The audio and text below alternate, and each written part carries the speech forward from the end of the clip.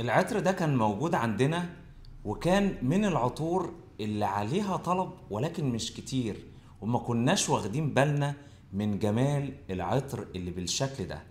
العطر مكوناته حلوة جدا، من العطور اللي بتلفت النظر ويقال عليها عطور الجاذبية. العطر فعلا جذاب جدا، وفي الحتة اللي كل الناس بتحبها. هو في حتة خشبية محلونة في الطلعة الأولانية، فيها ريحة ورد وزعفران. العطر اسمه سينا.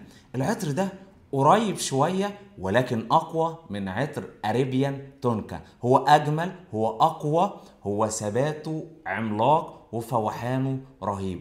العطر من العطور الجذابة جدا اللي ننصح كل الناس تستخدمها، لأن العطر نازل للجنسين رجالي ونسائي. العطر للجنسين للرجال وللنساء، وعطر جاذبية. لو انت عايز حاجة جذابة كويسة جدا، ثبات وفوحان وعطر في نفس الوقت شيك وحديث، استخدم العطر اللي اسمه سينا. لو انت عايزة حاجة جذابة تستخدميها للمنزل فقط، استخدمي عطر سينا. والعطر ده فعلا عملاق وعلى ضمانتي محترم جدا.